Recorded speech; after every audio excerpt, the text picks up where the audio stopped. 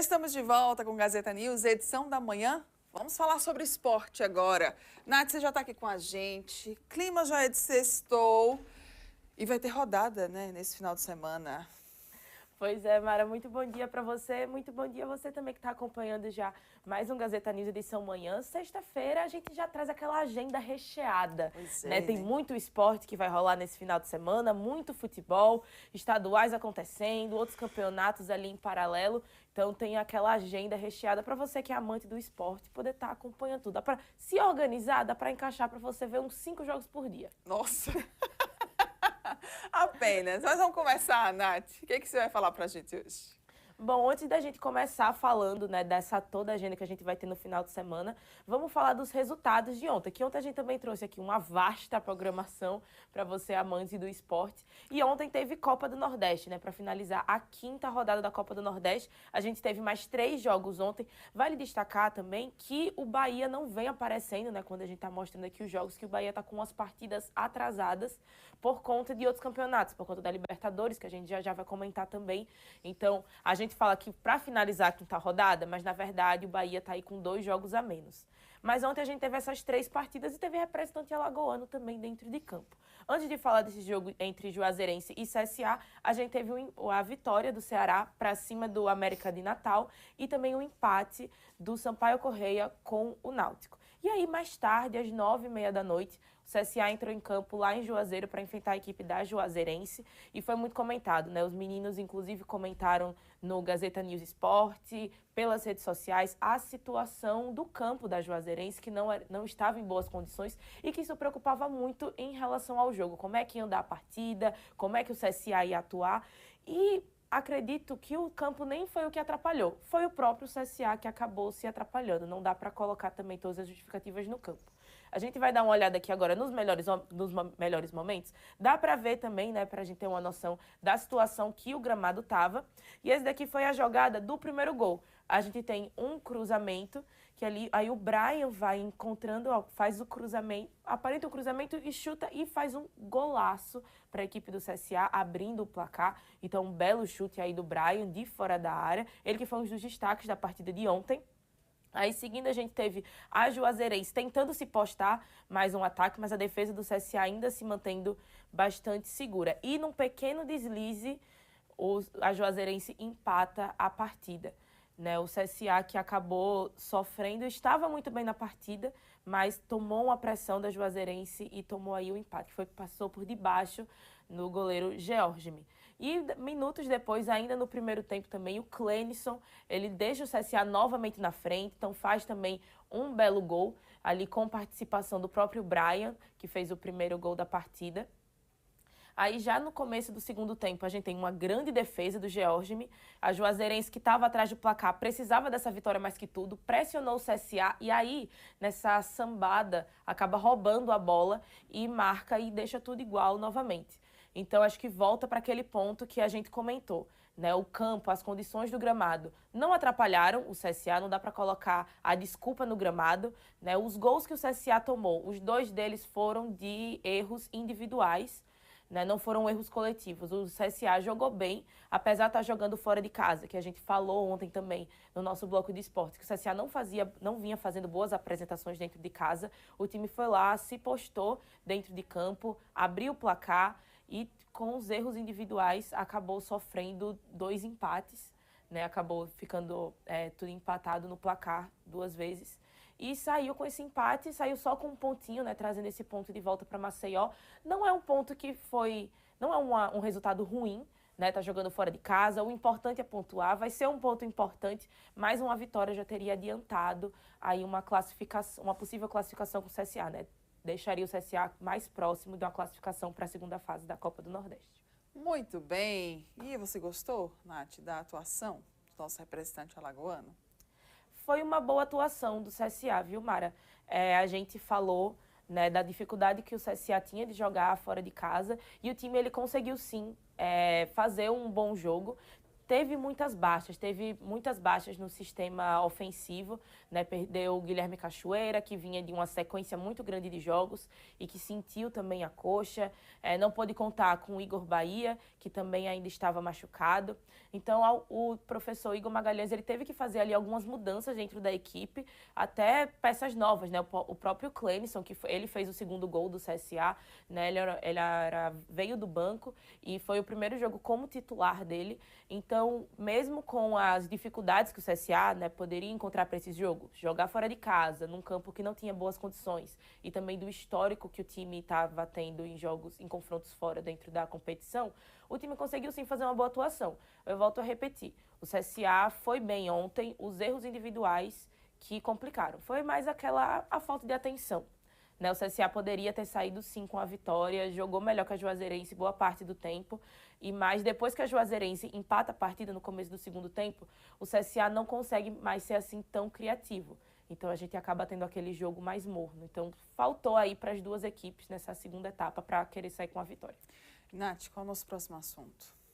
Antes da gente já passar para o nosso próximo assunto, vamos trazer de volta a tabela da Copa do Nordeste, Sim. que a gente já passa, né, agora a tabela atualizada com esses jogos que a gente teve da quinta rodada do campeonato. Então a gente vai olhar que agora, antes a gente mostrou as movimentações que a gente teve no grupo A, agora dá para olhar no grupo B. O CSA permanece líder com esse ponto, né, chegando agora a 10 pontos, líder do grupo B. O Bahia ainda permanece na segunda colocação, ou a diferença vem para o Ceará, que garantiu uma vitória, então também entrou nessa zona de classificação, ficando como terceiro colocado com 7 pontos. O América de Natal cai para a quarta posição, e a Juazeirense também caiu uma posição. A Juazeirense que estava como quarto colocado antes da partida contra o CSA, agora vai para quinto, seguido de Náutico, Confiança e Sampaio Correia. E essa fica, né, finalizada a classificação da quinta rodada. Lembrando, Bahia ainda tem alguns jogos atrasados também, então era algo que o torcedor azulino e também dentro do próprio clube estava pontuando. Uma vitória teria sido importante para você já poder ficar mais tranquilo. O CSA é líder sim do grupo B, é líder com mérito. Mas vale lembrar também que o Bahia está com esses jogos atrasados e que a diferença entre os dois não é tão grande, né? Apenas de 3 pontos. Pois é, né? Bem, nosso próximo tema então, Nath. Agora a gente vai falar de Copa Libertadores. A gente teve mais jogos da Copa Libertadores ontem, a gente teve representante brasileiro jogando na Libertadores. A gente vai aproveitar para trazer aquele panorama geral. Na sexta-feira a gente teve jogo da Libertadores terça, quarta e quinta. Então a gente traz um panorama geral da Libertadores com esses resumos, né? A gente teve 4 jogos aí distribuídos durante essa semana. Na terça-feira a gente teve a vitória. Até para relembrar você também que está nos acompanhando, na terça-feira a gente teve a vitória do Alianza Lima por 2-1 para cima do Desportes Iquique. A gente teve também a derrota do Corinthians contra o Barcelona de Guayaquil por 3-0, a vitória do Cerro Porteño para cima do Melgar, e ontem a gente teve o nosso outro representante brasileiro dentro de campo, que foi o Bahia, que jogou fora de casa contra o Boston River, e o Bahia e o Boston River acabaram ficando no 0-0. Essas daqui foram as partidas de ida, né? Na próxima semana a gente vai ter esses confrontos de volta para saber quem vai avançar na Copa Libertadores. Vamos torcer, né? Pelos nossos representantes. E agora, Nath, o que a gente fala? Agora a gente vai voltar, fazer uma viagem de volta um pouquinho, que a gente vai entrar agora na sequência de estaduais. Agora sim, fazendo aquela agenda esportiva, para você que gosta de acompanhar futebol, você vai estar com a variedade aí de... Tem uma agenda lotada, se você quiser. Pois é, uma variedade de estaduais, de estados diferentes, para você poder acompanhar. E ainda no Gazeta News Esporte a gente vai trazer mais estaduais ainda pelo Brasil. Mas vamos voltar aqui para o nosso estado, né? Porque no sábado a gente tem o primeiro jogo da final do Campeonato Alagoano. Primeiro jogo é partidas de ida e de volta. Então, no sábado, a gente vai ter o Asa enfrentando o CRB no Coraci da Mata Fonseca, às 4 horas da tarde. Partida válida pela final, pelo jogo de ida. E a gente vai trazer também um panorama, né? As equipes que vão fazer aí a sua terceira... vamos fazer a sua quarta final consecutiva, na verdade. A gente tem aqui o histórico das últimas 3 finais do Campeonato Alagoano, todas entre Asa e CRB. Então, em 2022, a gente tem os confrontos aqui de ida e de volta. 2022, CRB vencendo o jogo de ida para cima do Asa por 2-1 e no jogo de volta vence novamente por 2-0, se consagrando campeão. Em 2023, o CRB vence o jogo de ida fora de casa por 2-0 e dentro do estádio Repelé vence o Asa por 1-0, garantindo também o campeão alagoano de 2023. E no ano passado, em 2024, o CRB mais uma vez vence no jogo de ida e no jogo de volta. Então o CRB aí buscando o seu tetracampeonato, né, nesse ano de 2024, e o Asa chega também com essa responsabilidade de acabar com essa sequência, né? Se de um lado a gente tem um CRB consolidado como super campeão do campeonato alagoano, né? Afinal são 3 anos consecutivos, e buscando aí o seu tetracampeonato, buscando aí a sua 4ª taça consecutiva. Do outro lado, a gente tem um Asa que já deu para remoer bastante dessas últimas finais, acabou tropeçando, então vem aí para em 2025 querer que a história seja diferente, e a promessa é de um grande jogo para já nessa final. Vamos aguardar, né, Nath? Vamos aguardar. E agora a gente fala sobre... A gente vai seguir nos estaduais, mas agora a gente vai falar de outros 2 estaduais muito grandes no nosso país. A gente vai falar dos estaduais do Paulistão e do Carioca, né? Que no sábado e domingo, e até puxando um joguinho para segunda-feira, a gente vai ter os confrontos também. Não são ainda as finais, a gente vai ter as semifinais do Paulistão e do Carioca. Então elas estão aqui distribuídas para passar esse panorama também. São estaduais que têm uma grande visibilidade, né? Que movimentam, são clássicos atrás de clássicos. Então, pelo Paulistão, a gente vai ter no domingo o Corinthians enfrentando o Santos na Neoquímica Arena às 6h30 da noite. E aí, devido ao estádio do Palmeiras estar ocupado, a outra semifinal acabou passando para segunda-feira. Então, na segunda-feira, a gente vai ter a outra semifinal entre Palmeiras e Santos lá no Allianz Parque às 9h35. Um horário que muito me impressiona, mas segunda-feira, às 9h35 da noite, a gente vai ter o outro jogo da semifinal para a gente poder descobrir quem vão ser os finalistas do Paulistão. E aí, simultaneamente, a gente também as semifinais do Carioca.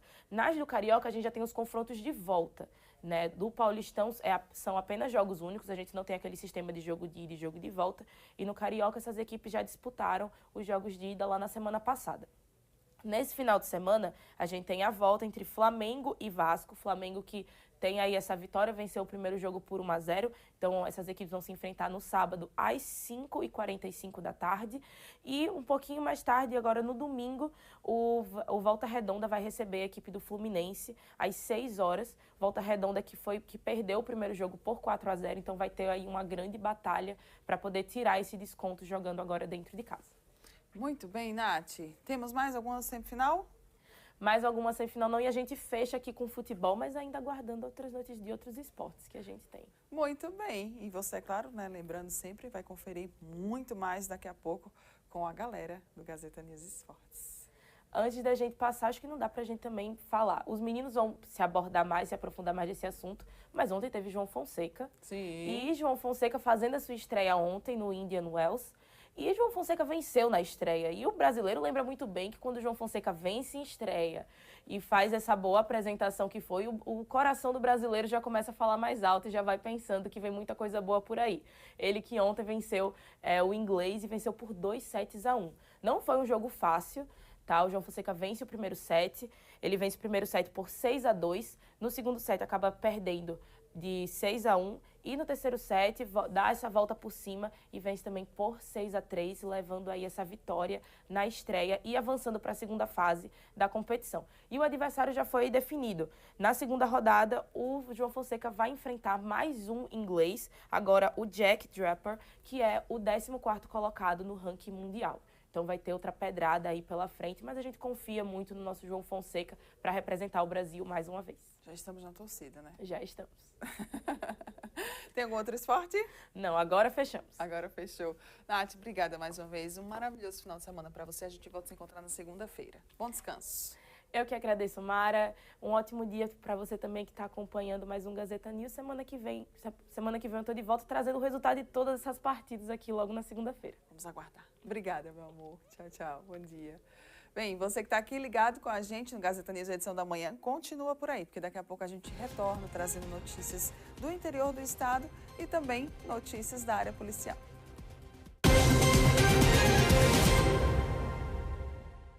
A Rede Mix FM é a maior rede de rádios do Brasil. Um conceito